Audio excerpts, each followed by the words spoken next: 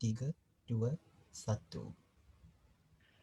Bismillahirrahmanirrahim. Alhamdulillahirabbil alamin wassalatu wassalamu ala asyrafil anbiya'i wal mursalin wa ala alihi wa sahbihi ajma'in. Rabbi shrah li sadri wa yassir li amri wahlul 'uqdatam min lisani yafqahu qawli. Rabbi yassir wa la tu'assir ya karim. Rabbi zidna ilman warzuqna fahman amma ba'd. Alhamdulillah. Assalamualaikum warahmatullahi wabarakatuh dan salam sejahtera.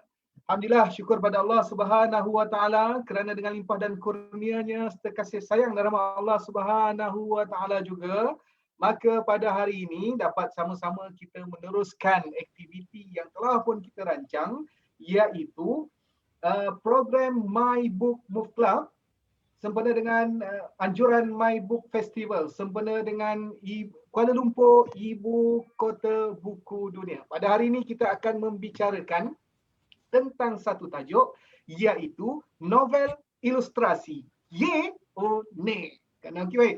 Untuk membicarakan tajuk kita pada hari ini, kita telah menjemput Hasif Ryan selaku penulis yang telah pun membuat buku ataupun telah menulis buku novel ilustrasi. Sebelum itu, kepada tuan-tuan dan puan, iaitu rakan-rakan yang menonton di Facebook Live KL Baca, saya nak minta bantuan tuan-tuan dan puan untuk like dan share video ini. Like dan share video ini, mudah-mudahan lebih ramai para penonton di luar sana dapat menonton kami pada hari ini, untuk kita membicarakan tentang satu tajuk yang saya sebut tadi, novel tambah ilustrasi Ye or Ne. Kan. Tak apa. Kalau rasa macam tak nak tengok sangat pun tak apa. Yang penting tekan play supaya kita dapat dengar sahaja. Mungkin sambil memasak kan, ataupun sambil makan, ataupun sambil lipat baju, ataupun sambil baring, dapatlah dengar walaupun tak tengok muka kami berdua hari ini. Baik. Penerbit kita pada hari ini, penerbit Cik Puan Rahmah Mota bersedia untuk melayani soalan-soalan daripada anda. Mohon sekiranya ada apa-apa soalan, boleh terus tulis di ruangan komen dan insya-Allah penerbit kita akan naikkan soalan-soalan tuan-tuan dan puan dan insya-Allah akan dijawab oleh tetamu kita pada hari ini. Baik, Assalamualaikum Tuan Hasif Ryan, apa khabar? Waalaikumsalam, alhamdulillah sihat. Dia punya suara tu getar sampai sini. Okey, baik. Sebelum kita pergi lebih jauh, suka untuk saya memperkenalkan serba sedikit mengenai kita punya tetamu pada hari ini. Beliau ialah Tuan Hasif Ryan. Cuma saya nak tanya, Hasif Ryan ni nama betul ke ataupun nama panggung? Nama pentas. Okey, nama Hasif Ryan ni nama pena. Yang Hasif Nama pena, okey. Hasif tu betul, Ryan tu nama pena. Nama kenapa Ryan? Nak sedap aja kan? Saja nak tambah sedap je. Saja nak tambah sedap aja. Mana tahu kot ada orang kata apa? Ada cerita di sebalik nama Ryan tu, kan? Kalau dari pihak saya tak ada, tapi ada orang cakap kalau Ryan ni dia dari perkataan terayan-rayan, yang maksudnya termimpi-mimpi, macam tu katanya lah. Termimpi-mimpi. Betul lah. Saya tengok Tuan Hasif hari ni pun dah termimpi-mimpi rasanya kan. Okey, baik. Tuan-tuan dan puan, para penonton yang saya hormati sekalian, suka untuk saya perkenalkan sedikit mengenai tetamu kita pada hari ini. Yang saya sebut tadi, beliau bernama Hasif Ryan. Hasif Ryan tu bukan nama sebenar beliau, tetapi nama pena. Beliau adalah merupakan seorang penulis. Dalam biodata beliau orang kata apa, memperkenalkan diri beliau sebagai penulis novel ringan. Novel ringan tu macam mana? Ada ke novel berat dengan novel ringan? Kan beratnya macam mana? Ringannya macam mana pula? Kejap lagi kita akan tanya Tuan Hasif. Beliau adalah merupakan seorang guru, bertugas sebagai seorang guru di Sekolah Kebangsaan Wangsa Jaya. Beliau mengajar bahasa Inggeris dan subjek sains. Subjek sains. Sebelum ini beliau belajar di Institut Pendidikan Guru,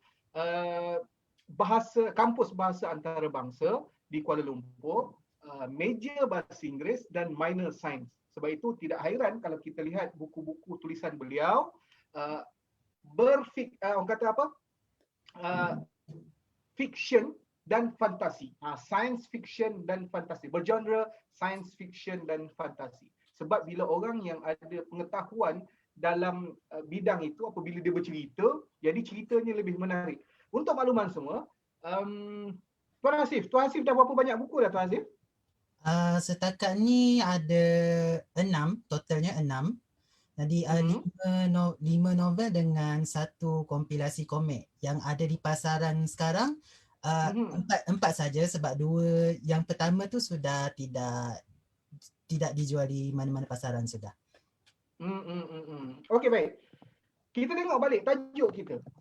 Novel tambah ilustrasi. Novel tambah ilustrasi. Mungkin ada antara kita yang tak berapa tahu berkenaan dengan hal ini. Mungkin ada yang tahu novel ni novel lah kan. Novel penuh dengan tulisan. Tapi bila datangnya satu lagi jenis iaitu novel ilustrasi, mungkin ada yang tertanya. Sebab yang pernah saya baca ni, antara buku yang pernah saya baca lah, Sekudus Nur Ilahi, tulisan Ustaz A. Ubaidillah Alias. Novel ini kita namakan sebagai novel grafik, terbitan PTS. Novel grafik itu bermaksud novel tapi ditulis dalam bentuk grafik. Novel ditulis dalam bentuk grafik. Kemudian kalau kita tengok pula buku-buku lain, antaranya buku Misi Kira daripada Nazri Salam, juga diterbitkan oleh PTS. Super juga komik, kemudian ada novel di belakang. Kalau kita tengok komik M pula pun begitu juga. Ada komik di hadapan, kemudian ada novel di belakang. Tetapi novel ilustrasi macam mana tu? Boleh tak Tuan Hasif perkenalkan ataupun cerita dengan lebih lanjut berkenaan dengan novel ilustrasi? Tetapi sebelum itu saya minta Tuan Hasif untuk memperkenalkan diri secara ringkas. Kita dengar sendirilah daripada Tuan Hasif. Silakan. Okey, bismillahirrahmanirrahim. Assalamualaikum. Saya Hasif Ryan. Saya penulis novel ringan dalam genre science fiction dan fantasi. Biasa saya tulis novel ni untuk pembaca kanak-kanak, awal remaja dan juga remaja. Okey, itu saja dari saya. Orang dewasa ada yang ni tak? Jadi orang kata pengikut kepada Tuan Hasif Ryan.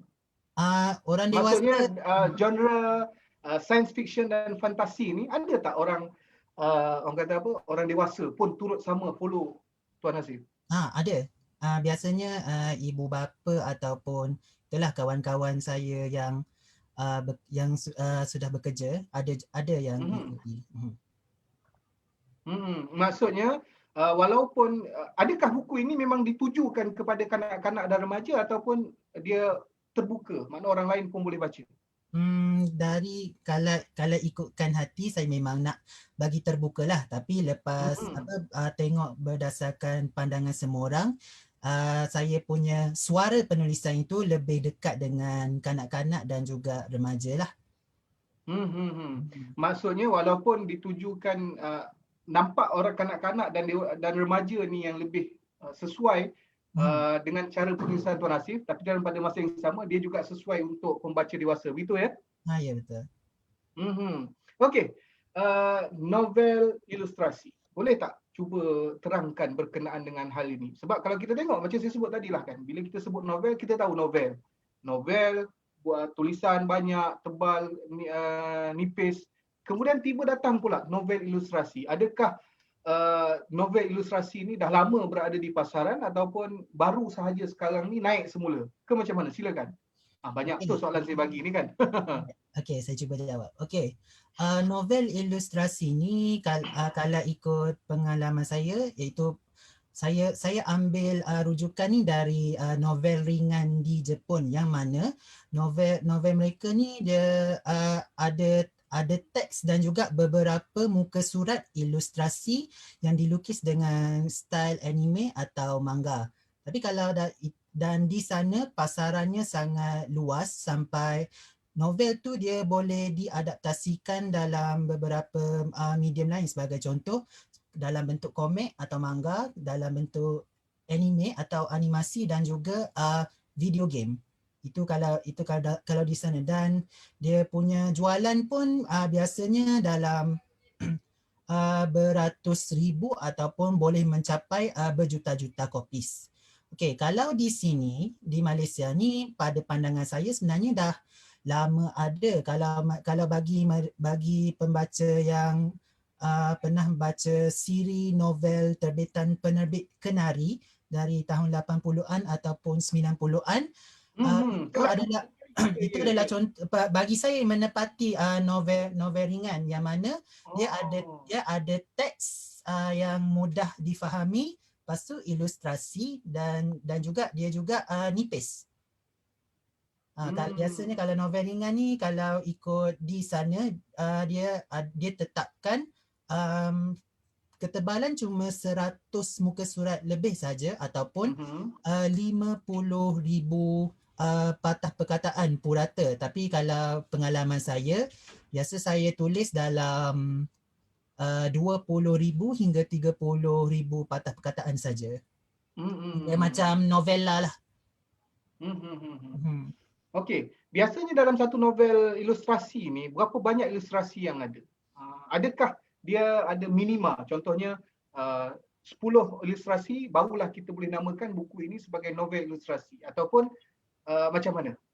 Okey, dia bergantung. Ada sesetengah novel dia ilustrasinya cuma di bahagian kulit buku.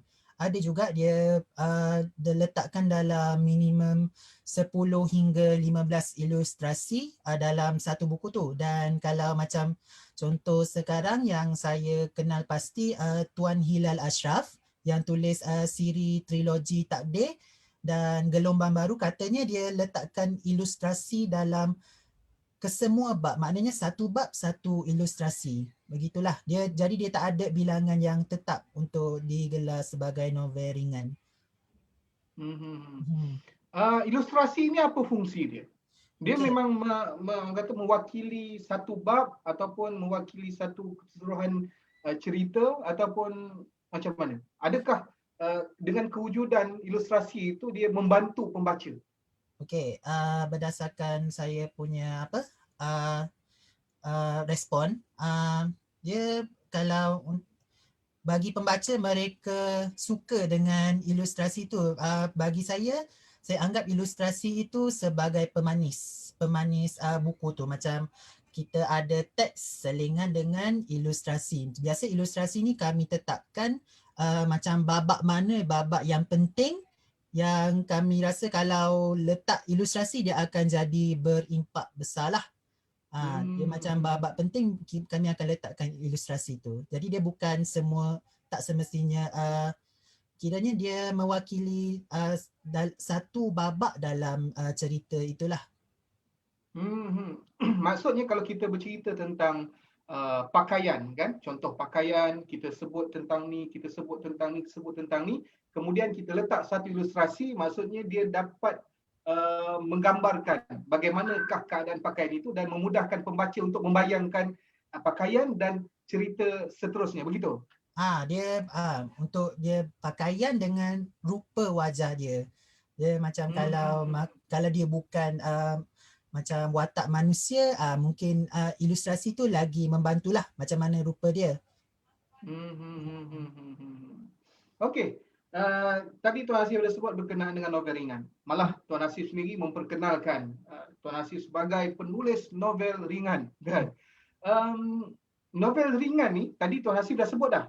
Boleh tak kalau perincikan lagi, novel ringan ni macam mana bentuk dia dan kepada siapakah sasaran novel ringan ini? Adakah novel ringan ini dapat diterima oleh ramai pembaca ataupun bagaimana? Silakan. Okey, dari apa yang saya tahu, okey, novel ringan ni macam saya sebut tadi dia berasal saya ambil dari Jepun lah. Jepun ni dia memang pengeluar novel ringan terbesar di seluruh dunia lah. Jadi kalau mereka yang biasa tonton anime atau baca manga, dia mungkin nak juga akan menjadi pembaca novel ringan. Okey, jadi novel ringan ni kalau dia ada istilah lain yang kalau mungkin dia boleh dipanggil juga sebagai pulp fiction, yang mana fiction dia punya novel tu dia diterbitkan dengan menggunakan kertas kualiti rendah. kalau di sana lah. Jadi dan selain itu dia diterbitkan dalam saiz A6. Kalau di sana dia lagi kecil sebab dia guna saiz pocket. Maknanya buku tu sangat Oh, kecil, dia kecil. boleh Saiz letak A6 eh? A6. Kecil tu, kecil. Dia boleh letak dalam pocket. Rasa namanya Bunkobon kot kalau tak silap istilah dia. Okey, lepas tu dia punya sasaran sudah tentu pada pembaca awal remaja dan juga remaja. Kalau di sana dia pelajar menengah rendah dengan menengah tinggi. Tentu kalau kat sini mungkin dalam umur 13 sampai 18 lah. Dia punya sasaran pembaca, tapi untuk dewasa pun ada. Dia ada juga dari kalangan pembaca tu ramai juga orang dewasa membaca light novel juga. Novel ringan tu. Okey, saya masih lagi tertanya-tanya berkenaan dengan ringan ni.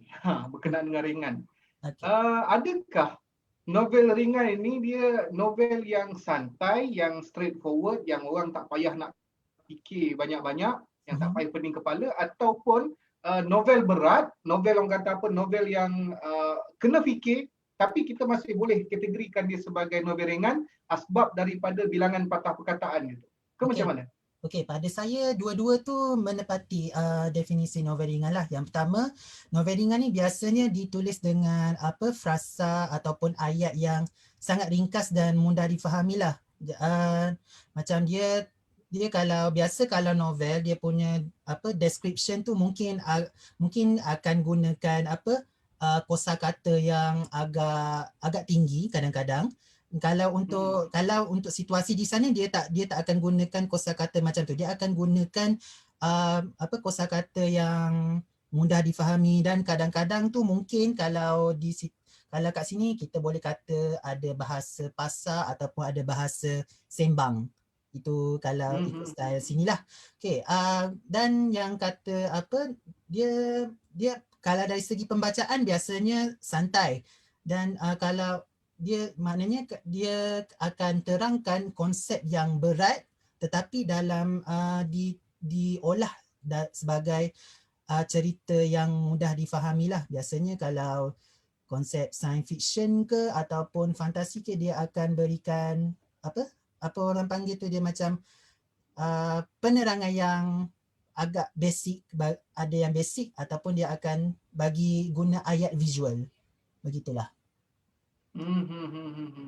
Maksudnya isunya besar tetapi diringkaskan supaya ramai orang yang boleh hadam dengan ilmu itu. Macam itulah maksudnya ya?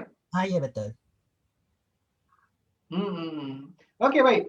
Terima kasih kepada anda yang baru sahaja ataupun terima kasih kepada anda yang menonton kami di live di Facebook KL Baca. Kepada anda yang baru sahaja bersama-sama dengan kami pada hari ini kan, tengah scroll Facebook tiba-tiba keluar dua orang muka kacak ni kan, terkejut, apa ni? Ya, anda tidak salah kerana anda sekarang ini sedang menonton live di Facebook KL Baca, anjuran NBMC kan, sempena dengan Kuala Lumpur Ibu Kota Buku Dunia. Jadi kepada anda yang sedang menonton ataupun berkira-kira nak terus menonton ataupun tidak, teruskan menonton, jangan risau. Kalau tak nak tengok pun biarkan video ini terus dimainkan sambil buat kerja, sambil dengar, sambil-sambil lah buat apa pun, asalkan video ini terus dimainkan. Okey, anda sekarang ini bersama dengan saya Abdul Muiz Muhammad Rusli, seorang penulis juga, dan di hadapan saya ataupun di sebelah saya sekarang ni ialah Hasif Ryan, juga seorang penulis. Pada hari ini kita membincangkan tentang satu tajuk iaitu novel ilustrasi Ye O Ni. Kan. Okey, tadi Tuan Hasif Ryan ada menyebut perkataan Jepun. Banyak kali jugalah Tuan Hasif menyebut perkataan Jepun. Rasa ada 4-5 kali kot perkataan Jepun. Okey, bila saya buat carian di YouTube menggunakan nama Hasif Ryan, apa yang saya jumpa ialah satu channel YouTube namanya Hasif Ryan, dan apa yang membuatkan saya tertarik ialah dalam channel itu ada lagu-lagu Jepun yang di cover kan, yang dinyanyikan semula oleh Tuan Hasif. Bila saya tengok dekat ruangan komen ada yang kata your voice is made for Japanese song kan. Ada komen yang kata we want more. Ada yang kata dari segi pertuturan, dari segi lagu, pemilihan lagu spot on. Jadi saya nak tanyalah Tuan Hasif ni. Tuan Hasif ni belajar di IPG Kampus Bahasa Antarabangsa di Kuala Lumpur. Tetapi kenapa wujudnya pengaruh Jepun tu sampai Tuan Hasif sendiri menyanyikan lagu-lagu Jepun? Kalau kita tengok ada satu lagu tu di channel YouTube tu, lagu tu nampak macam laju kan. Tapi Tuan Hasif dapat membawa lagu itu dengan cukup baik. Dengan suaranya, dengan liriknya. Saya tak tahulah sebab saya tak tahu bahasa Jepun. Bagi saya memang on je kan. Jadi kenapa Jepun? Silakan. Yang ni saya tak pasti boleh jawab dengan betul ke tak. Tapi memang sejak kecil lagi saya memang minat dengan anime Jepun lah. Zaman budak dulu kalau buka NTV7 banyak anime, so saya selalu luang masa tengok di situlah. Dan komik yang saya baca pun dulu memang banyak komik Jepun macam Doraemon, Crayon Shin-chan, Detektif Conan dan lain-lain lah. Maksudnya belum pernah sampai Jepun? Pernah, saya ada keluarga angkat di situ dan juga saya pernah setakat ni dah 2 kali lah pergi melawat sana. Pertama sekali untuk program dengan college dan satu lagi sendirilah solo travel. Okey.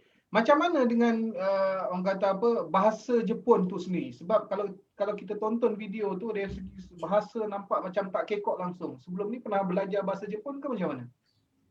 Saya mula belajar sendiri bahasa Jepun tu masa umur 14 tahun. Masa tu memang malu sikit nak cerita, masa dulu saya agak obses lah dengan cerita Jepun ni. Jadi dari obsesi tu saya pick up dia punya bahasa, cara sebutan dia macam begitulah. Jadi saya belajar sendiri sampai masuk college.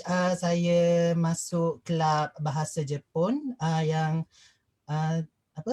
yang saya belajar dengan lecturer saya, iaitu Puan Ang Sensei. Dia ajarkan saya macam mana nak berbahasa Jepun dengan lebih betul lah. Biasa kalau tonton anime ni, dia kadang-kadang ada bahasa dia tu macam tak berapa sesuai untuk dicakapkan dalam daily life, kehidupan seharian lah. Jadi belajar dengan dia, saya belajar bahasa Jepun dengan lebih betul dari segi sebutan ataupun ayat dia, begitulah. Okey, terima kasih Tuan Hasif. Okey, baik, kepada para penonton yang baru sahaja bersama-sama dengan kami di Facebook KL Baca, sekali lagi saya perkenalkan di hadapan tuan-tuan dan puan ialah Tuan Hasif Ryan, seorang penulis. Antara buku beliau yang popular antaranya Kudeta Puspa, buku baru ya, baru terbit kan? Paling baru. Terbitan Maple. Maple ke Maple ni? Maple, dia sebut Maple. Maple Comics. Maple Comics. Maple Comics. Kenapa Maple? Tahu tak? Jujurnya tak, tapi baru-baru ni adik saya ada beritahu. Dia istilah dari mamak rasanya. Mungkin kalau orang yang biasa pergi kedai mamak ke, dia mungkin tahu apa maksud Maple tu. Kalau tanya saya sendiri pun tak pastilah. Sebenarnya saya pun baru tahu. Sebab sebelum tu saya sebut Maple juga, tapi ditegur bukan Maple, Maple. Sebab itu dia punya logo tu ada logo tu dia ada gambar siluet mamak dengan perkataan day. Itulah. Betul lah. Sebab bila kita sebut tentang Maple ni, biasa nak makan mana? Kita makan Maple lah kan. Okey, buku Kudeta Puspa ini hasil tulisan bersama Siti Mariam. Kemudian buku lain yang antara yang popular ialah Chimera, Naga Tak Akhir, ilustrasi oleh Geiko, terbit sendiri ya? Ya, terbit sendiri. Kemudian Khayalan, penerbitnya Iman Publication, ilustrasi Khaizu Safira. Okey, boleh sebut tentang ilustrasi, novel ilustrasi. Mungkin saya belum tanya kot. Saya pun dah lupa lah dah tanya. Kenapa novel ilustrasi? Tak boleh ke kalau buat novel terus ataupun nak buat kita buat novel grafik ke ataupun buat komik terus? Ke macam mana? Silakan. Okey, dia sebenarnya saya Saya dah tanya dulu ke? ha? Ya? Dah tanya ke? Belum kan? Belum, saya rasa belum. Okey. Okey, sebelum tu sebenarnya saya nak jadi pelukis komik. Tapi saya tak pandai melukis. Lepas tu luangkan masa melukis pun jarang-jarang. Sebab tapi dalam kepala saya ada cerita yang saya nak kongsikan. Jadi saya fikir kalau dah tak boleh melukis, kita tulislah. Kita cuba tulis. Sebab itu saya nak buat, sebab itu saya tulis novel. Dan sebab saya nak tambah ilustrasi tu sebab macam mana saya jenis suka kalau ada ilustrasi tu. Dia macam menarik, satu menarik, yang kedua dia macam seronok untuk dibaca. Dia macam daya penarik untuk saya baca novel tersebut. Biasanya kalau ilustrasi ni dia akan perkenalkan watak ataupun latar belakang dunia itu sendiri. Jadi dia nampak lagi jelas untuk saya gambarkan sebagai pembaca lah. Jadi sebab itulah rasa macam terpilih ataupun rasa macam nak memilih untuk buat novel ilustrasi itu. Ya, betul. Okey, bila nak buat novel ilustrasi ni, ada tak rujukan-rujukan yang biasa Tuan Hasif gunakan? Kalau rujukan biasanya saya tengok contoh-contoh novel ringan di sana lah, di Jepun. Jadi dia punya novel tu dia ada selingan ilustrasi. Biasa saya kira berapa ilustrasi yang ada. Biasanya purata dalam 10 atau 15 biasanya. Boleh jadi kurang sikit, mungkin 8 begitulah, tapi biasanya berbelas-belas saja ilustrasi dia. Dan dari situ lepas tu saya cari illustrator yang sesuai untuk cerita saya. Begitulah. Saya tengok dulu mood dalam cerita yang saya nak sampaikan tu, baru saya cari illustrator yang sesuai. Menjawab tak soalan tu? Okey.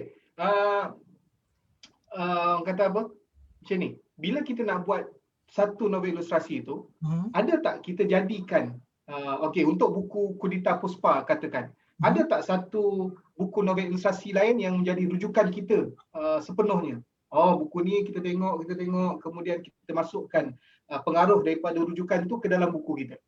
Kalau untuk saya tak buat begitulah. Saya memang main ikut suka hati saya je. Tetapi masih lagi menggunakan konsep novel ilustrasi. Ya, betul. Tapi semua atas corak kita sendirilah. Betul. Okey, baik. Okey, mungkin ada soalan, mungkin ada yang bertanya kan. Apa beza secara spesifik novel biasa dengan novel ilustrasi selain daripada ada gambar dalam tu? Okey, kalau untuk secara peribadi, kalau saya nak bandingkan novel saya dengan novel yang lain, saya dapati novel yang biasa dia lagi kompleks dia punya bahasa, which is dia punya prosa, dia punya kosakata yang dipilih tu dia lagi lagi hebat lah. Dan dia punya ayat tu pun biasa mungkin dia indah sikit, dia indah dan dia sangat sedap dibaca lah. Cuma kalau untuk saya yang baru menulis ni, saya belum lagi boleh menulis sehebat itu. Jadi saya gunakan novel ringan dulu, yang mana saya praktis untuk tulis guna ayat yang ringkas dan ayat visual. Untuk itu style penulisan saya yang biasa saya tulis lah. Sebab itu saya sebab tu saya perkenalkan diri saya sebagai penulis novel ringan, sebab ayat saya tulis ringkas dan santai. Memang mula menulis tu memang terus buat novel ringan ke, ataupun bermula dengan cerpen, hantar ke mana-mana, kemudian rasa macam dah yakin baru tulis novel? Okey, kalau saya mula cerpen, lepas tu saya buat fan fiction. Saya dulu buat fan fiction. Lepas tu Tapi fanfiction yang saya tulis dulu tu dia macam baca ikut macam ikut format skrip. Jadi dia tidaklah begitu novel sangat masa itu. Lepas tulis fanfiction tu baru saya belajar format yang betul dan saya tulis novel. Fiction tu macam mana? Fanfiction ni macam kita ambil contoh kalau kita suka sangat sesuatu cerita yang sedia wujud macam Harry Potter. Contoh Harry Potter, dan macam ada beberapa elemen dalam cerita Harry Potter ni dia tidak ditunjukkan dengan dengan lebih mendalam dan kita rasa tidak puas. Bila ada rasa tidak puas tu, kita nak tulis sendiri babak yang kita nak tengok tu dan terbitkan secara online lah. Biasa untuk fanfiction ni dia sangat terkenal dalam golongan fandom sesuatu franchise movie, animasi ataupun filem lah, begitulah. Okey, kita berbalik semula kepada perkara pokok. Macam mana boleh minatnya menulis ni?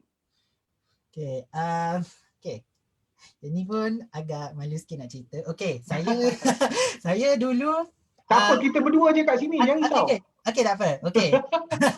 Okey, so masa saya umur 14 saya sangat suka dengan Digimon. Saya suka sangat Digimon.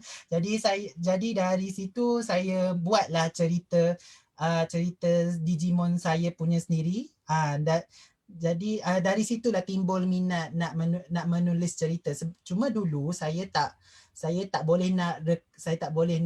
ada idea untuk cerita sendiri. Jadi saya gunakan konsep yang dah sedia ada dan saya jadikannya cerita sendirilah. Dari situ minat menulis tu timbul. Okey, minat tu dah ada.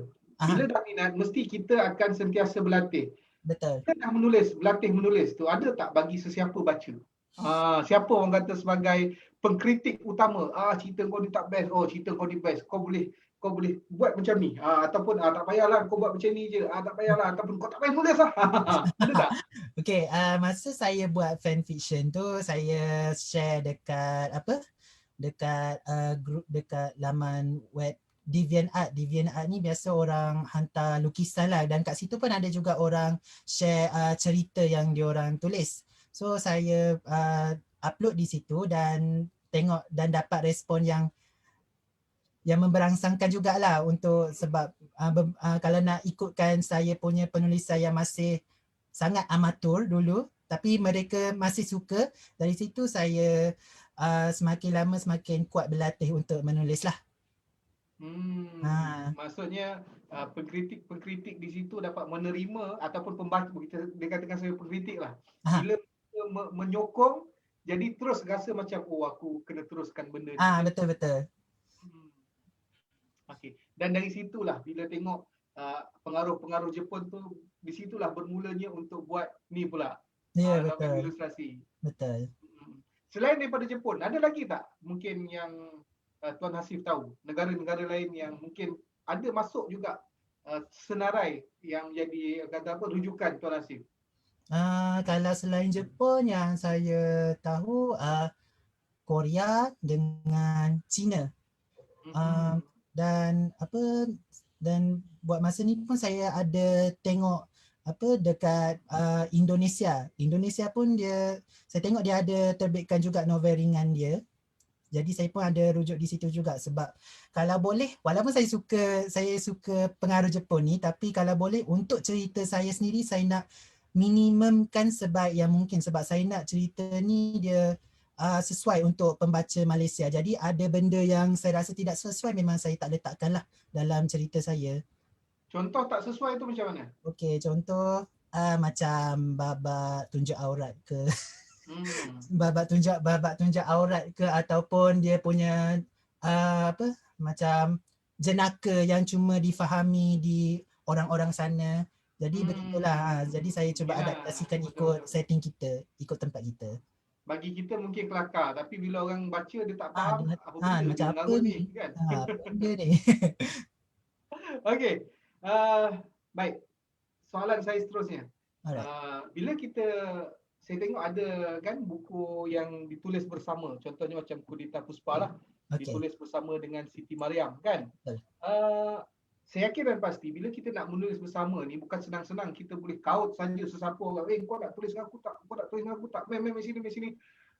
Macam mana Tuan Hasif memilih penulis yang betul-betul okey, yang betul-betul bagus untuk menulis bersama? Adakah orang kata apa, aku memilih dia ni sebab dia ni mungkin lebih terkenal daripada aku, jadi aku dapat tumpang tuah dia, ataupun kami ni sama-sama biasa-biasa dan kita akan sama-sama naik? Macam mana? Silakan. Okey, untuk kes Siti Mariam ni saya pilih dia sebab dulu dia sangat kerap kritik cerita saya. Jadi dulu saya nak sangat belajar cara menulis yang sesuai dengan Siti Mariam ni. Okey, dan antara sebab saya pilih Mariam sebab satu, secara penulis saya nak cakap jujur sebenarnya sebab saya masih baru jadi saya belum biasa dengan buat plot cerita. Jadi itu antara kelemahan saya buat masa ini dan itu pula kelebihan Mariam. Mariam ni dia penulis komik sebenarnya. Dia dah pernah terbitkan komik dengan PTS, antaranya Misi Angkasa dan beberapa komik pendek dalam antologi komik M yang lain. Okey, untuk Mariam ni saya pilih dia sebab Mariam ni dia tahu apa yang saya fikirkan, tapi dia tahu yang saya tak boleh nak sampaikan benda tu sebab saya belum capai kriteria yang ditetapkan tu lah. Jadi dia bantu saya dari segi plot dan juga beberapa babak aksi yang mana yang kalau yang untuk yang susah saya nak terjemahkan dalam bentuk perkataan, Mariam dia akan terangkan dalam bentuk apa tu orang panggil thumbnail. Thumbnail ni macam draft komik sebab saya orang visual. Jadi saya tengok draft komik tu macam mana, lepas tu saya terjemahkan draft tu dalam bentuk tulisan. Dari situlah saya pilih Siti Mariam. Ibaratnya macam kau kritik aku kau kritik aku. Alang-alang sama-sama kita tuliskan. Macam tu. Begitulah. Dan dia pun memang pada saya lagi hebat menulis genre yang saya suka. Saya suka science fiction dan fantasi, tapi mungkin sebab saya pun pengalaman menyiapkan genre pun agak sedikit berbanding dengan Mariam. Jadi saya pun belajar dengan dia lah. Cara nak tulis plot, cara nak bina dunia, cara nak buat watak yang orang kata relatable dan bukan setakat watak yang hebat saja. Jadi dia banyak ajar saya dari elemen tersebut lah. Okey, bila orang kata apa tadi Asif sebut Siti Mariam ni mungkin dia lebih hebat lagi kan, mungkin dia ada lebih pengalaman. Tak ke rasa macam saling mempergunakan? Sebab Mariam ni dah popular, kita guna je nama dia kan. Ke macam mana?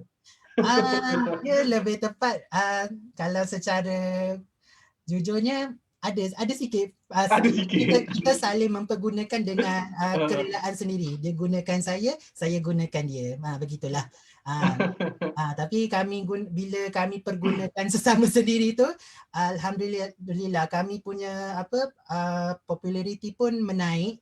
Saya dan Mariam, kualiti cerita saya semakin bagus sebab kritikan yang terus menerus dari dia, dan cerita Mariam pun dia makin dikenali ramai lah. Dan sebenarnya Mariam ni dia sebenarnya penulis komik berprofil antarabangsa. Dia pernah terbitkan komik di laman line webtoon, dan dia juga pernah terbitkan komik pendek di sebuah majalah di Jepun yang namanya majalah Harta. Jadi dia ni kira dari segi skill memang lagi tinggi dari saya lah. Itu yang shock belajar dari dia tu. So alhamdulillah itu rezeki saya berjumpa dengan orang yang sudi mengajar saya.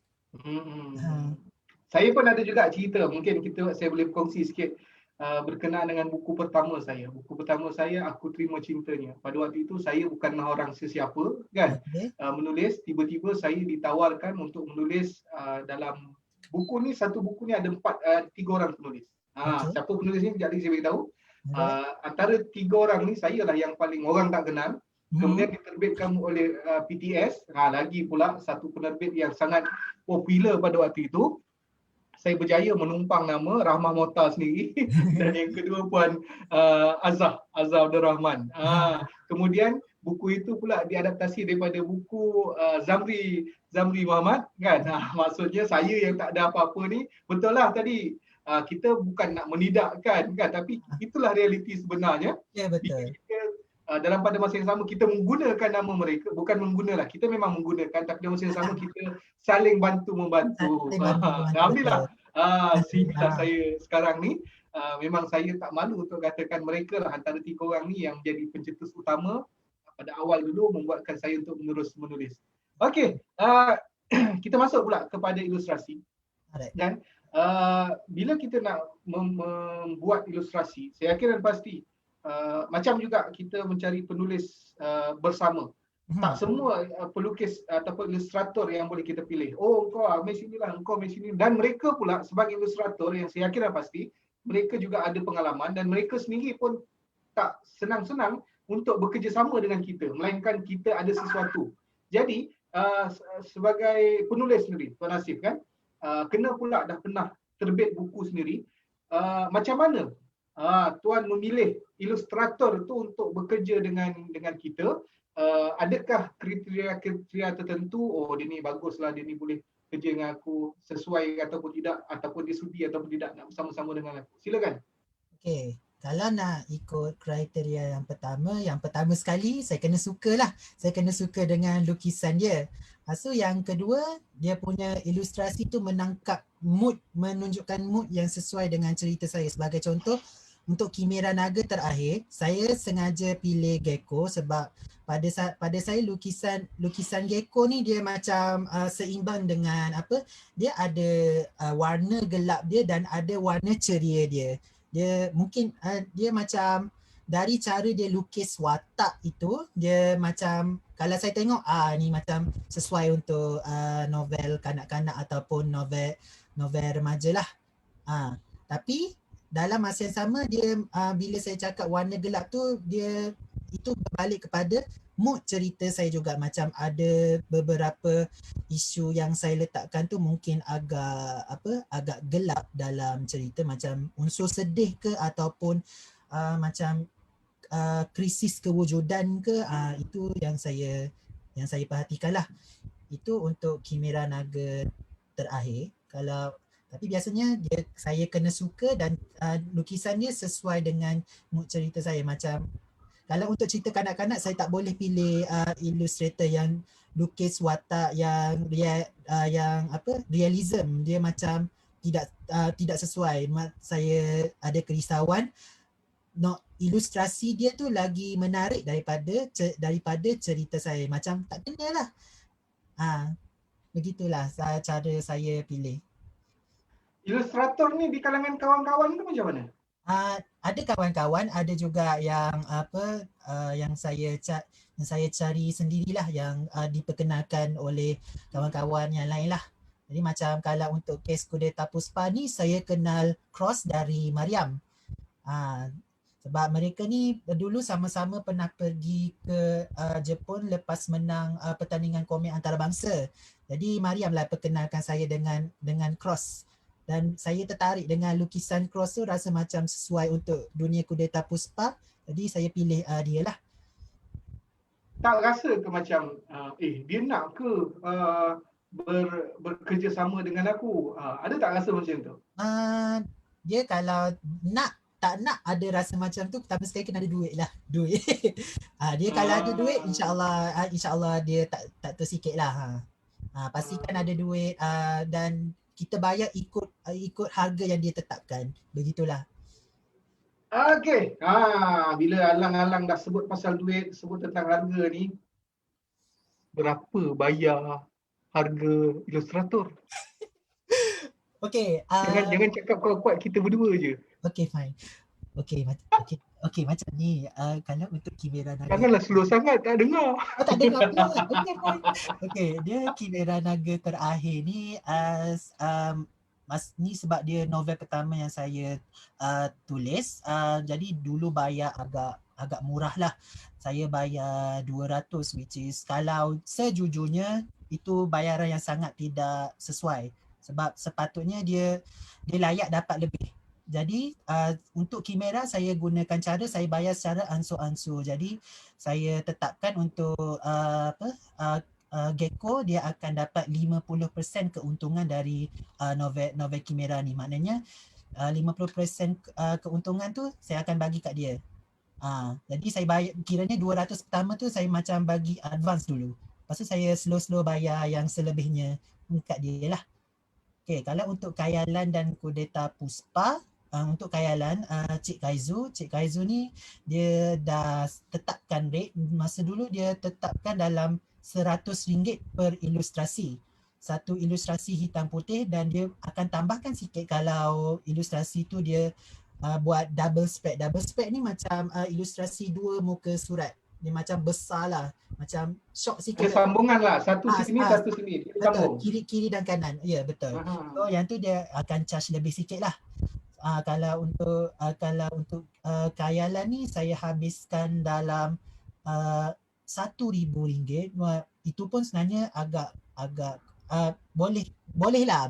Dia kiranya RM100 untuk 10 ilustrasi, 10 ke 9 macam tu. Saya memang rasanya 9, tapi saya tetapkan bagi RM1,000 juga sebab memang dia layak dapat lebih. Lukisannya memang sangat cantik. Dan Kudeta Puspa saya habiskan lebih RM2,000 lah untuk ilustrasi. Macam Kudeta Puspa ni memang Tuan Hasif bayar sendiri ke ataupun dia ada persen? Saya bayar sendiri. Royalty tak ada. Mana one off lah, bayar RM1,000, okay, habis itu. RM2,000 habis itu. Betul. Maknanya bila dapat royalty nanti Kudeta Puspa tu royalty tu untuk saya dan Mariam lah. Maksudnya pelukis memang dah tak ada apa-apa nak ni lagi lah, nak minta lagi tak ada. Ya, betul. Okey.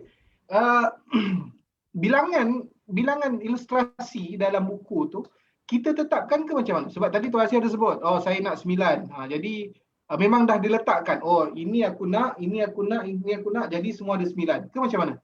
Memang saya tetapkan ikut berapa babak penting atau babak yang menarik untuk diilustrasikan dalam novel tu lah.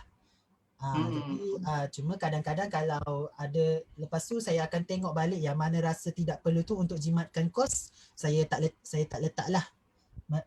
Saya tetapkan begitu. Dan jadi bilangan dia pun memang lain-lain untuk setiap cerita. Dia berbeza ikut cerita. Okey, baik.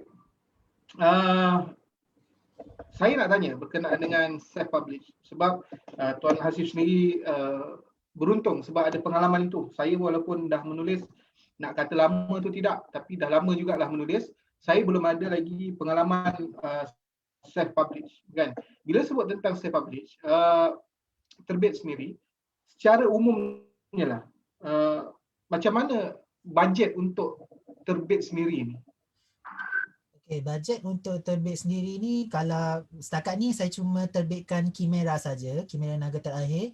Jadi untuk kamera ni saya total bajet tu dalam RM3,000. Saya ambil kira dari kos lukisan cover, kos warna cover, dan proofreading. Proofreading ni Siti Mariam juga yang buat, dan layout, dan juga harga printing. RM3,000? RM3,000 tu untuk total 200 kopi. Setakat ni dah ada, alhamdulillah dah tinggal 60 kopis lah. Maksudnya RM3,000 modal dengan harga jualan, adakah sekarang ni dah balik modal ataupun rasa macam sesak lagi? Alhamdulillah dah balik modal, cuma untung dia tu mungkin agak slow sikit nak tu sebab kita dapat sikit-sikit kan? Kita dapat sikit-sikit. Tapi modal memang dah balik, alhamdulillah. Okey. Bila dah maknanya termasuk ilustrasi itu memang dah termasuk dalam kos keseluruhan ya. Tapi kalau katakan kalau Kudeta Puspa tu saya terbit sendiri, dia mungkin lagi naik, lagi mahal lah daripada 3,000 tu. 3,000 tu sebenarnya agak murah lah kalau untuk katakan kalau Kudeta Puspa tu mungkin saya anggarkan dalam mungkin boleh capai 5,000 untuk kos kalau saya terbit sendiri Kudeta Puspa tu. Okey. Soalan saya, kenapa terbit sendiri? Okey. Kenapa terbit sendiri tu Nak bagi soalan panas sikit, tak ada ke penerbit yang sudi? Macam mana? Pertama sekali tak ada penerbit yang sudi nak terbit cerita saya lah, sebab cerita saya ni dia macam agak tengah-tengah, jadi dia tak ada tempat yang sesuai. Macam kalau Kimera ni saya anggap cerita tu untuk remaja, tapi sebenarnya lepas tu dia kata tidak, ini bukan untuk remaja, yang ni untuk kanak-kanak. So kalau kanak-kanak, tapi untuk kanak-kanak saya tak boleh buat cerita macam tu juga. Saya kena buat cerita yang lagi sesuai untuk kanak-kanak lah, lagi bahagia ke apa, yang macam untuk cerita fantasi macam Kimera ni mungkin agak baru untuk pasaran lokal lah. Sebab untuk Kimera Naga Terakhir ni saya banyak ambil rujukan dari novel kanak-kanak di barat lah, dari cara tulisan dia dan cara penceritaan dia dan tema yang dia bawakan tu. So kiranya saya terbit sendiri pun memang sebab tak ada, saya mungkin masa tu tidak jumpa penerbit yang sesuai, jadi saya terpaksa terbitkan sendirilah. Kemudian diterbitkan oleh Maple dan kemudian diterbitkan oleh Iman ya. Yang tu macam mana boleh mendapat kepercayaan daripada mereka tu? Maple, Iman bukannya kecil-kecil penerbit. Betul. Tahu kan? Macam mana boleh ambillah aku. Macam mana tiba-tiba boleh terima? Okey, kalau untuk novel khayalan ni kalau masa awal penerbitannya, keputusannya dia cakap 50-50 sebab sebab masa tu pun kalau ada orang Iman tengok di sini, saya minta maaf, saya jujur lah, saya macam masa tu memang saya tak popular lagi, jadi bila penerbit cakap saya kena 50-50 sebab saya kena secure sekurang-kurangnya boleh jual 1,000 copies, jadi dekat kalau saya tak boleh secure tu kemungkinan akan di reject lah. Tapi Alhamdulillah mereka masih sudi nak terbit khayalan sebab tema, sebab cerita tu sendiri, sebab tema dia, sebab untuk khayalan tema cerita dia adalah melawan ketakutan, dan di situ dia kena dengan tema Iman Publication yang selalunya bila diorang buat novel, diorang tekankan unsur pengurusan emosi.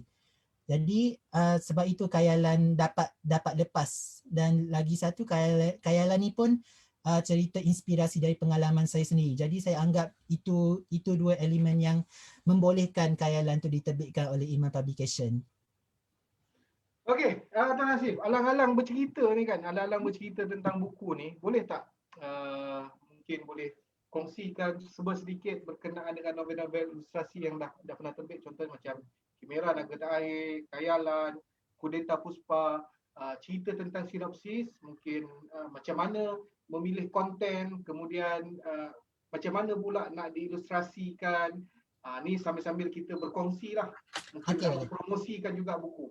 Silakan. Okey, saya mula dengan Kimera dulu. Okey, Kimera Naga Terakhir ni saya ambil inspirasi dari filem animasi The Iron Giant dan juga Lilo and Stitch.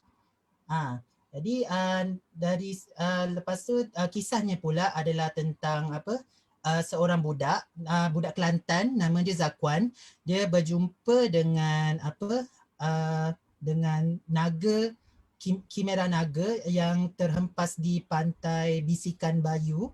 Pantai Bisikan Bayu ni kat Kelantan lah. Nama sekarang saya tak ingat apa nama dia. Jadi dari situ lepas jumpa naga tu, Zakwan namakan dia Long, dan dia macam teringin nak bela naga tu lah. Tapi sebenarnya naga itu dia sebenarnya adalah naga ciptaan yang dicipta oleh seorang putera berkepala singa yang nak jadikan naga tu sebagai senjata untuk rampas empire dia di planet asal dia. Tapi kiranya naga tu dia sempat larikan diri, sebab itu dia boleh berjumpa dengan Zakuan tu lah. Okey. Itu dari segi konsep cerita. Untuk masa buat, asalnya Chimera ni komik, tapi komik yang saya nak sirikan di laman web Supreme Comic Chat dulu. Sekarang dah tak ada dah tu. Dan lepas siap komik tu, saya rasa macam sayang kalau tak habiskan cerita ni, jadi saya tulis semula dalam bentuk novel. Dan pelukis dia saya ambil Gecko lah, sebab Gecko dulu pun dia lukis komik Chimera juga. So saya ambil dia untuk buat ilustrasi novel Chimera. Itu untuk Chimera. Okay, boleh sama lagi ke? Sila. Okay, boleh. Terima kasih. Okay, jadi seterusnya saya cerita pasal Khayalan. Khayalan ni, yang ni cerita ni yang paling personal untuk saya lah, paling peribadi. Kisah dia adalah kisah Hasif melawan jelmaan ketakutan dia yang wujud sebagai lembaga hitam sambil dibantu oleh teman khayalan dia, iaitu Rakzan. Yang ni memang dari pengalaman saya sendirilah. Saya dulu memang ada teman khayalan. Jadi cerita ni dia tema dia adalah melawan ketakutan dan sedikit konflik hubungan ibu dan anak. Ibu yang dia rasa tidak restui impian anak dia yang nak jadi penulis, yang dia anggap macam tak ada masa depan lah. Sebab itu, dan ditambah pula dengan masalah kesihatan dan mental Hasif sendiri pun yang dia mama ni dia macam paksa Hasif untuk jadi seorang cikgu. Ini memang cerita betul. Malu sikit nak cerita. Tapi kiranya cerita ni tentang berdamai dengan situasi hidup yang bukan ikut kehendak kita dan melawan ketakutan. Ini juga yang bolehkan cerita ni diterbitkan dengan Imam Publication. Dulu saya buat di Wattpad. Saya terbitkan dengan tajuk Teman Gaib Rakzan. Lepas tu saya rombak dalam 3-4 kali cerita tu sampai dia dapat terbit dengan Imam Publication. Illustrator pun saya pilih Kaizo Safira sebab saya suka cara dia lukis watak Rakzan tu. Watak Rakzan tu saya pilih dia sebab cool lah. Itulah sebab saya pilih Kaizo. Okey, terima kasih perkongsian berkenaan dengan 3 buah buku tu. Okey, seterusnya. Bila kita sebut tentang novel, adakah semua novel boleh kita jadikan sebagai novel ilustrasi ataupun dia ada genre-genre yang tertentu sahaja yang boleh kita buat? Contohnya macam sci-fi ataupun cinta boleh tak? Ataupun horror boleh tak kita buat novel ilustrasi? Silakan. Okay, kalau secara realitinya tak ada masalah apa genre pun. Biasa memang kalau novel ringan dia akan buat cerita, dia letak ilustrasi untuk cerita science fiction, fantasi dan juga supernatural. Okay, tapi kalau untuk buat macam cerita cinta ke atau cerita yang bersetting di dunia sebenar pun masih boleh letak ilustrasi juga, masih boleh.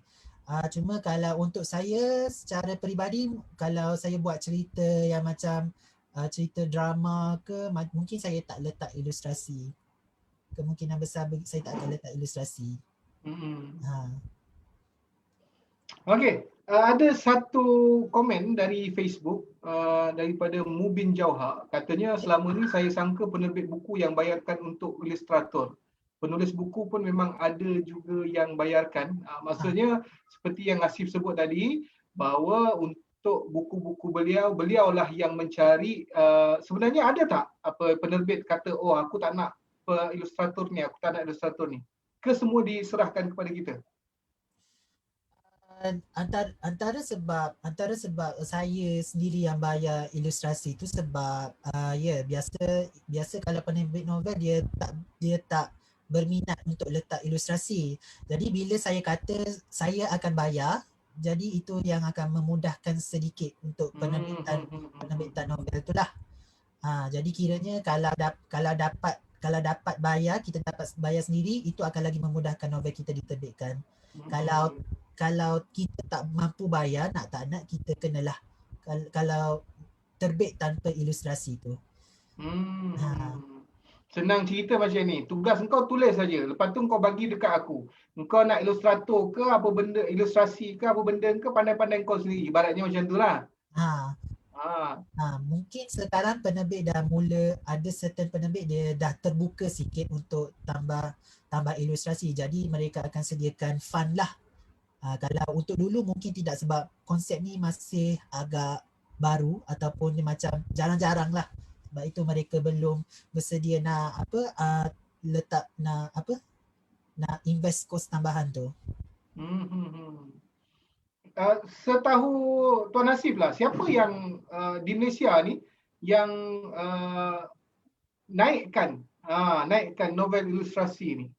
Okay, yang saya tahu, kalau dulu zaman 80-an dan 90-an, penerbit Kenari lah dengan siri novel kanak-kanak. Biasa misteri ke science fiction ke, dia adalah. Kalau sekarang yang saya tengok ada 3. Yang pertama Gempak Stars. Gempak Stars ni dalam imprint Magic Bean.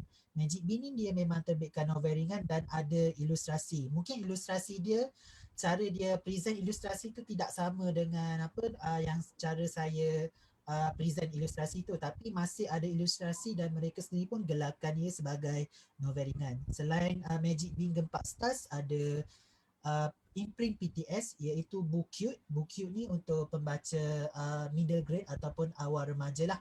Dia letakkan novel dan gambar ilustrasi. Mereka pun dari apa yang saya tahu, mereka yang kalau untuk illustrator, diorang yang bayar lah. Penerbit tu yang bayar illustrator tu, bukan penulis. Dan akhir sekali penerbit Kudeta Puspa sendiri iaitu Maplay Comics lah. Kalau setakat ni untuk Maplay Comics dah ada 3 tajuk lain selain Kudeta Puspa, iaitu Nafiri dan Fantasi Kuasa oleh Amir Hafizi dan Pondok-Pondok oleh Syafiq Aizat. Syafiq Aizat yang penulis fiksi itulah. Okey, biasanya kalau penerbit yang bayar, adakah mereka juga akan bayar one off ataupun termasuk dengan royalty? Okey, yang ni mungkin bergantung lah, tapi biasa saya dengar dia akan bayar one off. Tapi mungkin kalau macam kalau ikut pemahaman saya dulu, saya dulu mungkin cenderung untuk kalau boleh nak bagi dia dapat royalty sekali lah. Tak terasa rugi ke? Kan dah bagi royalty kat dia, kan kita pula dapat sikit. Mungkin sebab sebab saya pun bekerja tetap sebagai cikgu, jadi soal duit tu macam bukan keutamaan saya. Mana royalty ni dapat sikit pun tak apalah, tak ada masalah sebab aku dah ada gaji macam tu. Asal dapat. Asalkan buku terbit lah, Dulu macam tu lah, sebab susah nak terbit dulu. 25 kali jugalah kena reject. Yalah, kita sebagai penulis pun bukan hanya kena mengharapkan royalty saja. Kita juga penulis, dalam pada masa yang sama kita juga adalah ahli perniagaan. Kita juga yang menjual buku kita, kan? Bila kita jual buku kita sendiri, kita beli dengan harga diskaun penulis, kemudian kita jual dengan harga penuh, itu lebih banyak daripada kita dapat royalty, betul tak? Betul. Sebab itu cara saya dapat tambah duit sendirilah. Jadi kek yang kecil itu kita kongsilah sama-sama, dan kalau kau rasa kau nak lebih, kau jual sendiri. Macam tu. Mana kau dapat lebih dari segi jualan, royalty kita kongsi sama-sama. Okey, baik. Untuk pengetahuan Tuan Nasif dan juga para penonton di rumah di Facebook Live KL Baca, sebenarnya ada satu lagi penerbit, ada banyak ni yang saya tahulah, antaranya ialah Legacy Oak Heart, yang mana sejak tahun 2012 mereka memang menggunakan ilustrasi di cover dan bahagian dalam buku. Nak kata hebatnya mereka ni, mereka siap letakkan pula profil penulis dan profil ilustrator. Memang power gila, kan? Cuma bila kita tengok buku Kimera tu, kan? Hasif ada tulis nama ilustrator kat depan. Ya, betul. Itu memang nak naikkan ke macam mana? Memang saya bertujuan untuk naikkan sebab kalau boleh saya macam tak nak letak nama saya je. Kalau ada ilustrasi, kalau boleh saya nak letak nama dia depan di depan sekali. Cuma kalau ada penerbit cakap tak payahlah. Dia akan letak di bahagian apa yang ada gambar, ada maklumat penerbit tu dia akan letakkan di situ. Yelah, kalau boleh nak letakkan muka sekali kan. Kalau muka tu taklah, tapi saya ada sediakan ruangan khas di belakang tu, memang saya letak sedikit info tentang Illustrator tu. Jadi mereka pun boleh follow Instagram ke Facebook ke Twitter begitulah. Yelah, sebab kalau kita tengok Legacy Outhard ni pun dia memang jenis kes istimewa. Dia memang nak jenis pelik-pelik kan, nak memang lain daripada orang lain. Gitulah kan. Penerbit yang power tu, tak boleh cakap lebih, nanti tak dipanggil lagi. Okey, baik. Terima kasih. Sebelum kita nak menyentuh tentang projek terbaru, sentuh tentang buku, orang kata apa, rangkaian buku kata sampai 6 episod dan sebagainya kan. Kita nak sentuh sikit berkenaan dengan YouTube. Berkenaan dengan YouTube. Okay. Kan? Ada yang kata tu, Tuan Hasif ni, suara Tuan Hasif ni memang Allah bagi tu untuk nyanyikan lagu Jepun je. Lagu Melayu tak boleh, tak jadi. Lagu Melayu tak sedap. Tapi lagu Jepun, wow, on spot katanya. Memang power sampai orang kata nak lagi. Sampai ada yang kata, Alhamdulillah dapat tengok dekat YouTube. Tak dapat tengok sebab tengok dekat dekat IG tu dapat tengok separuh. Oh, lega dapat tengok penuh. Kenapa lagu Jepun? Okey, saya pilih lagu Jepun pun ialah pertama sekali saya suka muzik dia. Muzik dia bila dengar tu dia hampir selalu akan datang rasa meremang. Jadi bila datang rasa meremang tu rasa nak menyanyilah. Muzik ke lirik? Muzik, bagi saya muzik. Lirik tu betul juga. Lirik dia biasanya agak kompleks juga. Dia biasa main isu emosi macam putus cinta ke ataupun perasaan nak bunuh diri ke, macam itulah, emosi yang gelap-gelap begitulah. Dan juga kadang-kadang dia akan main falsafah hidup juga. Yelah, bagi Tuan Hasif yang faham maksud, faham lirik mungkin boleh terasa lah. Kami ni yang tak faham apa-apa ni dengar okey lah kan. Okey. Tapi lagu Melayu pun sedap juga. Apa dia? Lagu Melayu pun sedap juga. Sebenarnya saya banyak dengar lagu Melayu dulu sebelum dengar lagu Jepun. Jadi kalau macam dulu dengar Iklim, Exist, itu saya punya sukalah. Kenapa tak cover dekat YouTube? Sebenarnya teringin, tapi macam boleh ke, sebab lagu Melayu yang saya suka tu nada dia tinggi, lepas tu rock sikit, macam suara saya suara lembut, macam tak sesuai pula. Dia bila kita buat dekat kita punya channel ni, ikut muka kita lah nak buat apa pun kan. Kalau kau tak nak, kau pergi tengok channel lain. Tapi masalah problemnya ialah bila kita menyanyi dekat channel orang lain, bila orang komen, itu yang kita rasa tak sedap tu kan. Betul juga. Okey, ada rasa lagi ke lepas ni nak cover lagu-lagu lain? Sebab saya tengok video dekat YouTube pun rasa ada 6 je kot. 6 ke 7 video. Memang ada perancangan untuk terus buat cover lah. Tapi mungkin sekarang ni saya mungkin tak lambat sikit nak upload sebab sebab sekolah pun dah mula buka, jadi saya pun dah mula sibuk dengan kerja di sekolah dan juga kerja untuk siapkan manuskrip ni lah. Jadi okey, ada boleh. Apa yang boleh? Teruskan. Okey, baik, tuan-tuan dan puan, para penonton di Facebook Live KL Baca. Untuk makluman anda, sekarang ini anda bersama dengan Tuan Hasif Ryan. Dia adalah merupakan seorang penulis yang menulis novel ilustrasi. Tadi beliau dah berkongsi panjang berkenaan dengan novel ilustrasi, apa itu novel ilustrasi, apa perbezaan antara novel biasa dengan novel ilustrasi. Beliau juga ada menyentuh tentang novel ringan dengan novel biasa kan. Jadi kepada tuan-tuan dan puan, kalau baru sahaja terbuka Facebook ni, mungkin boleh tonton ulangan nanti bila-bila masa. ataupun sekarang ini berbaki lebih kurang dalam 20-30 minit lagi, tuan-tuan dan puan boleh teruskan menonton. InsyaAllah beri sokongan kepada Facebook live untuk KL Baca ini. Anjuran My Book Move Club sempena dengan Kuala Lumpur, Ibu Kota Buku Dunia. Jadi kita adakan sembang-sembang seperti ini untuk mengetengahkan tajuk-tajuk yang mungkin tak berapa orang nak tahu dan ataupun mungkin tajuk-tajuk popular yang mungkin perlukan penjelasan dan sebagainya. Anjuran My Book Festival. Anjuran My Book Festival. Okey. Berkenaan dengan novel ilustrasi. Ye or nay. Sekarang ni Tuan Hasif ni, adakah Tuan Hasif akan memperjuangkan terus novel ilustrasi ni? Ataupun rasa macam cukup lah kot, setakat aku yang ada modal banyak sangat ke novel ilustrator. Silakan. Kalau saya memang saya akan teruskan lah, sebab memang saya suka dengan novel ilustrasi, dan cerita-cerita saya akan datang pun insyaAllah saya akan tambah ilustrasi juga dari pelukis tempatan lah. Okey, bila sebut tentang buku-buku akan datang, saya nak tanya apa projek terbaru Tuan Hasif ni? Mungkin boleh kongsikan kepada penonton yang ada dekat sini. Kita ada lebih kurang dalam lebih daripada 10 orang yang menonton sekarang ni. Tak apa, biasanya orang yang tonton live ni tak ramai. Kan mungkin kena pula waktu-waktu begini, ada yang tengah tidur, ada yang tengah nyusukan anak, ada yang tengah lipat baju. Mungkin mereka akan menonton pada waktu-waktu akan datang. Mungkin boleh kongsikan apa projek terbaru dan projek-projek besar lepas ni yang nak buat. Silakan.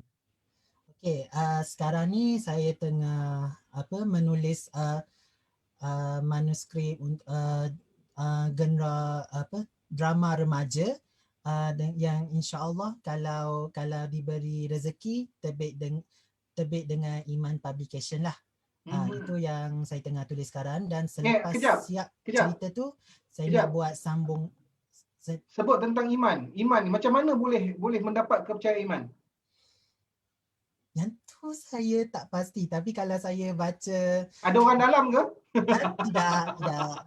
Mungkin masa mula-mula saya jual buku dulu. Saya di pesta buku tu saya jual macam jalan ke sana sini sambil bawa buku macam tu, sebab mungkin penerbit tu mungkin Puan Cik Fatin Syamimi nampak, jadi dia pun macam Kian Mamat ni kan, kulu-kule bawa buku dia menjual kan. Marilah sini lah, aku nak tengok buku kau lah, macam tu. Mungkin lah. Okey, teruskan, sama-sama balik. Okey, itu untuk terbitan Iman Publication insya-Allah, dan seterusnya saya nak mula buat bahagian 2 dan bahagian 3 Kudeta Puspa. Dan nak siapkan manuskrip bahagian 2 dan 3, dan saya harap dua-dua bahagian tu dapat diterbitkan dalam tahun ni jugalah. InsyaAllah saya cuba buat secepat yang mungkin. Dan sampai 3 sahaja ke atau ada lagi? Akan ada lagi, tapi itu untuk slot tahun seterusnya lah. Dan dia nak jadikan bersiri lah. Memang jadikan bersiri. Target cadangnya berapa? Target 6. Saya harap tak lebih. 6. Jalan ceritanya dah ada ke ataupun sampai 3 aja, kemudian lepas habis 3 tu baru lantak lah. Habis 3 nanti baru aku tengok boleh ke tak boleh pergi. Ke memang dah siap semua sampai 6? Dah memang siap sampai 6. Saya tinggal nak tulis manuskrip lah. Jadi ending episod 6 tu apa? Rahsia, tak boleh beritahu. Okey, dan sambil tu saya plotting untuk cerita-cerita yang seterusnya lah, macam projek cerita science fiction ke, fantasi ke, dan macam-macam cerita lain lah. Jadi basically saya nak buat terus tulis cerita aksi, fantasi atau science fiction. Saya teringin nak buat cerita macam tu. Okey, saya tertarik dengan 6 episod. 6 episod ni jarang kot ke ada yang buat? Biasa kita dengar 3 episod kan? Bukan 3 episod, kita panggil apa? Trilogi. Trilogi kan, kita panggil trilogi. Tapi ni dah sampai 6. Dia 6 ni kita panggil apa Tak pasti pula. Tapi mungkin sebab novel saya pun dia untuk Kudeta Puspa ni dia tebal dalam 100 page 110 ke 120 page saja. Sebab itu saya buat 6. Kalau ikutkan asal 2 saja.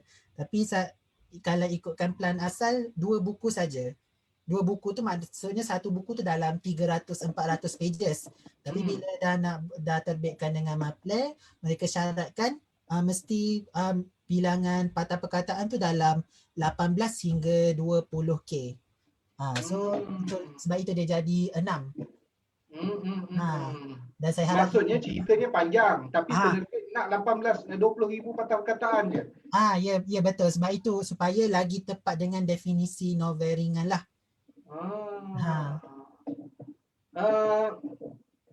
Orang kata apa setakat ni, macam mana dengan jualan? Sebab saya tengok sebelum ni ada package kan. Siap ada package dapat itu, dapat ini, siap dapat face mask lagi. Macam mana dengan jualan sekarang? Jualan kalau dari penerbit saya tak pasti sangat, tapi dari pihak saya alhamdulillah banyak juga lah yang terjual. Macam mana dengan review orang? Review setakat ni saya baru dapat dua review dan alhamdulillah dia setakat ni reviewnya positif lah. Adalah sedikit kekurangan tu tapi insya-Allah yang itu tidak macam apa panggil, tidak buatkan pembacaan tu merosot ke apa ke, begitulah. Masih boleh terima lah, kelemahan yang masih boleh diterima. Setakat ni orang bagi 4 atau 5 bintang lah. Okey, memang projek untuk Qurita sampai 6 episod ni dia makan masa lebih kurang dalam 3 tahun lah lebih kurang. Termasuk yang maksimum 3 tahun. Kenapa yakin sangat nak buat sampai 6 tu? Biasanya orang dia akan macam ni tau. Contoh macam kita ambil Temeh lah kan. Temeh buku baru beliau tu kan. Yang bulan tu apa namanya tu? Yang CD tu, gambar CD. Selamat Tinggal Purnama? Selamat Tinggal Purnama. Dia keluarkan 2 sekali. Maksudnya Temeh tu memang dah ada nama. Orang tunggu. Macam Hasif Ryan, bukan saya nak kata Hasif Ryan ni tak ada nama. Ya, Hasif Ryan ada peminat sendiri. Tetapi kenapa boleh sangat yakin aku nak keluarkan 6 terus? Sebab biasanya orang akan tunggu. Okey, lepas yang pertama kita tengok bagaimana dengan penerimaan orang. Kalau okey kita akan keluar lagi. Tapi nampaknya keyakinan Hasif ni untuk terbitkan sampai 6 dalam tempoh 3 tahun tu nampak macam, yakinnya kamu kan. Macam mana? Nak kata yakin tu tidak juga, dia lebih kepada perancangan saja. Mungkin sebab untuk siri ni saya tak risau sebab jalan cerita pun memang dah lengkap. Memang saya tinggal tulis manuskrip saja. Dan kalau katakan harapnya tidak berlaku, dan kalau macam ada tiba masa dia tidak boleh diteruskan lagi, saya berniat nak terbit sendirilah. Jadi mungkin dari situ timbul keyakinan saya untuk siapkan juga Kudeta Puspa walau macam mana pun. Maksudnya Hasif dah ada plan sendirilah. Andai kata penerbit tak nak, aku tetap akan teruskan. Mungkin itulah ada keyakinan tu kan. Yalah, kadang-kadang contoh macam saya lah. Kalau saya nak terbit pun, kalau buku tak ada pengalaman untuk terbit sendiri, saya pun tak yakin kan. Ya ke, boleh ke? Saya lebih rela peram daripada saya terbit sendiri, ibaratnya begitu. Tetapi sebab Hasif dah ada pengalaman, dah tahu dah sepak terajang dunia jualan secara langsung ni, kena pula macam Hasif sendiri sebut, waktu pesta buku, bawa buku gendong kulu kiling kan, jual jumpa orang. Lagi ada satu pengalaman. Itulah antara sebab katakan kenapa yakin untuk siapkan juga sampai 6 tu ya. Lagi satu memang Tuan Amir pun sendiri cakap, tolonglah siapkan, tolonglah habiskan. Dia cakap macam tu. Dia sendiri cakap macam tu. Jadi mungkin dari situ juga saya yakin yang cerita ni memang dia akan diterbitkan sampai habis juga, insya-Allah, mudah-mudahan. Okey, diam tak diam Tuan Hasif, kita dah pun bersiaran selama 1 jam 20 minit. Wah. Kan rasa macam sekejap je kan? Rasa macam sekejap je. Mula-mula tadi rasa macam apa lagi nak tanya, nak tanya. Diam tak diam, dah sejam 20 minit. Ada dalam 10 minit lagi. Okey, baik Tuan Hasif. kita kali ni kita lebih kepada teknik penulisan lah kan. Okey. Okey, bila Tuan Hasif menulis kan, sampai satu ketika mungkin pernah tak rasa macam aku dah hilang idea. Okey, katakan kalau pernah, kalau tak pernah tu lain cerita, katakan kalau pernah. Macam mana Tuan Hasif nak datangkan balik idea tu, kemudian nak buka balik cerita tu, kita nak panjangkan lagi supaya orang boleh terima, supaya orang boleh sedap membaca. Silakan. Okey. Kalau dari segi idea, biasanya bila datang masa writer's block tu memang saya tak menulis. Saya buat kerja lain. Saya tengok anime ke, ataupun pergi keluar berjalan ke, ataupun buat kerja apa saja kerja selain menulis. Mungkin tolong kemas rumah. Macam itulah. Dan biasanya inspirasi saya datang dari lagu. Jadi biasanya kalau saya akan dengar certain lagu yang untuk naikkan balik mood tu. Begitulah begitu cara saya. Biasa berapa lama boleh siap satu karya tu? Kudeta Puspa ni sebenarnya paling laju lah. Mungkin sebab bilangan page pun sikit, dalam 3 bulan. Saya siapkan dalam 3 bulan. Biasa kalau ikut pengalaman selama ni biasanya 3 tahun. Wih, 3 tahun? 3 tahun. Itu pun sebab dulu cerita pun macam banyak masalah. Jadi saya tulis balik dari awal supaya dan ulang benda tu sampailah berjaya habiskan. Sebab itu ambil masa lama. Yelah, maksudnya bukan kita orang kata apa? Menulis sambil-sambilan. Bukan orang kata aku kena buat juga kan. Maksudnya begitulah. Ya, betul. Mana kita orang kata follow the flow. Kalau okey. Kalau tak okey, kita pusing balik ke belakang. Kita mula balik pada awal. Betul. Okey, ada soalan daripada Facebook. Ada soalan dari Facebook daripada Syahrul Faizal Syabu. Dia tanya bagaimana Tuan Hasif Ryan buat kajian untuk menulis sci-fi. Okey, kajian ni saya rasa mungkin kalau saya kajian tu agak basic berbanding penulis lain. Biasa kalau saya tengok saya baca artikel di website. Biasa saya mula baca di Wikipedia dulu, lepas tu saya cari jurnal ke ataupun dokumentari ke, ataupun itu untuk setakat faham apa elemen sains tu. Lepas itu saya cari cerita, mungkin movie ataupun anime yang dia gunakan konsep sains tu untuk dikembangkan sebagai jalan cerita. Jadi saya buat rujukan begitulah. Okey. Susah ke senang buat sci-fi dengan fantasi? Sebab ada yang kata senang sebab fantasi, logik tak logik tu perkara ke-10. Yang penting ceritanya ada. Bagi Tuan Hasif ni macam mana?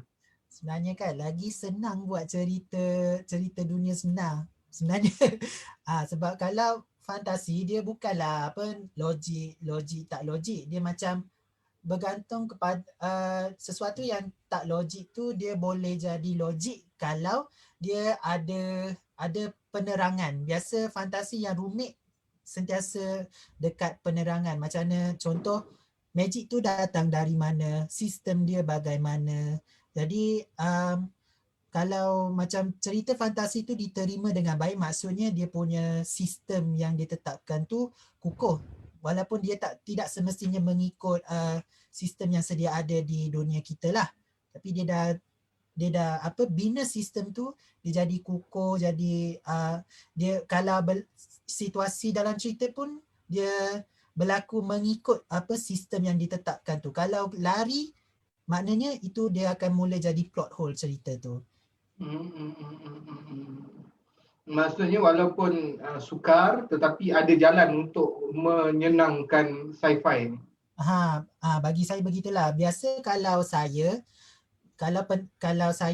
tidak macam terlalu fokus dengan elemen sains tu. Dia macam kalau pendekatan saya lebih fokus pada plot dan watak. Dan sains tu macam bagi saya iringan sahaja. Sebab saya pun tidaklah belum pandai nak terangkan suatu konsep sains dengan lebih mendalam. Dan lagi satu, ini juga yang buatkan saya dapati yang orang tidak berani nak baca science fiction dan fantasi sebab mereka risau, mereka tak faham. Tapi pada saya, kalau pembaca tu dia tertarik dengan plot dan tertarik dengan watak, lama-lama dia boleh terima dengan elemen sains yang dipersembahkan dalam cerita tu lah. Okey.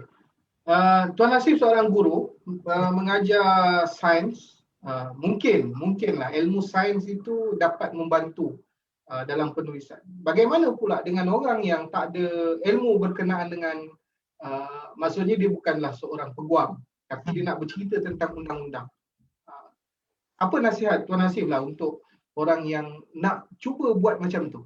Okey, kalau nak buat cerita sesuatu yang bukan dalam bidang kita, saya cadangkan mula-mula kita buat dulu bacaan sendiri, dan lepas buat bacaan sendiri tu cuba tanya, merujuk dengan orang yang memang dalam bidang tu. Kalau dalam penulisan kita ada istilah yang kita panggil curator. Curator ni adalah orang yang dalam bidang yang dia jadi apa? Dia tengok apa ilmu yang kita sampaikan dalam buku tu betul atau tidak. Dan katakan kalau kita nak buat cerita science fiction, biasa science fiction ni bukanlah sains, elemen sains dia tu 100% betul. Tapi kalau kita nak buat cerita sains yang tidak begitu tepat, ataupun mungkin istilah dia pseudoscience, kita akan gunakan khidmat curator ni untuk pastikan elemen sains yang kurang benar ni diluahkan sebagai tidak lebih sekadar teori dan bukan macam benda yang memang betul-betul lah. Dan mestilah ada disclaimer dari pihak penulis sendiri, macam contoh elemen sains yang diterangkan dalam ini adalah fiksional, begitu. Okey, Tuan Sip, kita pun dah sampai ke penghujung acara kan. Diam tak diam dah hampir sejam setengah kita bersama-sama. Jadi saya serahkan kepada Tuan Hasif untuk last word lah, ayat terakhir untuk berkongsi kepada para penonton kita yang menonton secara langsung pada petang ini. Silakan. Okey. Assalamualaikum kepada para pendengar dan penonton. Pertama sekali saya nak ucapkan terima kasih sebab sudi luangkan masa anda untuk tonton sesi perkongsian kami. Jadi jangan lupa untuk dapatkan karya-karya saya, iaitu Kimera Naga Terakhir, Khayalan dan juga Kudeta Puspa, yang anda boleh dapatkan di kedai Shopee saya, iaitu tulis Hasif Ryan 93. Itu punya ID lah. Okey, dan saya harap kepada mereka yang pernah membaca dan masih membaca karya saya nak ucapkan terima kasih banyak-banyak atas sokongan anda, sebab memang tanpa anda memang cerita saya ni mungkin tidak dapat diterbitkan pun. Saya sampai ke sini pun sebab sokongan semua, sokongan dari penerbit, dari pembaca dan kawan-kawan saya. Kalau saya seorang memang tak boleh lah. Okey, dan saya harap semua orang sudi untuk terus menyokong saya. Terima kasih banyak-banyak saya ucapkan. Okey, itu saja dari saya. Okey, Tuan Hasif, menjawab soalan novel ilustrasi. Ye or nay? Yeay! Okey, terima kasih kepada Tuan Hasif Ryan, terima kasih kepada para penonton dan juga kepada penerbit kita pada hari ini, Encik Puan Abang dan juga penganjur My Book Festival. Program kita pada ini diadakan sempena dengan Kuala Lumpur, Ibu Kota Buku Dunia. Terima kasih kepada para penonton atas sokongan anda. Saya kira pasti tanpa sokongan anda, mungkin program-program seperti ini tidak akan mendapat tempat. Alhamdulillah, hasil daripada sokongan anda, sokongan daripada pihak-pihak wajib menjadikan program-program seperti ini meningkatkan martabat perbukuan antarabangsa ini ke peringkat lebih antarabangsa. InsyaAllah program-program seperti ini diraihkan oleh ramai orang. Sekian, saya rasa setakat ini saja perkongsian kita. Saya Abdul Muhammad Rusli, mohon jutaan kemaafan sekiranya ada salah silap sepanjang saya mengendalikan program seperti ini. Cemas Biasanya program-program seperti ini Bang Pis yang jadi moderator dia, tiba-tiba saya pula dipilih untuk jadi moderator. Terima kasih banyak-banyak atas kepercayaan. Harapnya tak serik lah untuk jemput saya lagi. Dan terima kasih juga kepada Tuan Hasif Ryan kerana sudi untuk bersama-sama dengan kami pada hari ini bersiaran secara langsung, berkongsi banyak cerita berkenaan dengan novel ilustrasi. Saya kira setakat saja. InsyaAllah jika ada rezeki kita akan jumpa lagi. Sekian. Wabillahi taufiq wal hidayah. Wassalamualaikum warahmatullahi wabarakatuh. Bye-bye. Terima kasih banyak-banyak. Ya, bye-bye. Bye-bye satu kali. Bye-bye satu kali. Bye-bye. Bye. Terima kasih. Okay.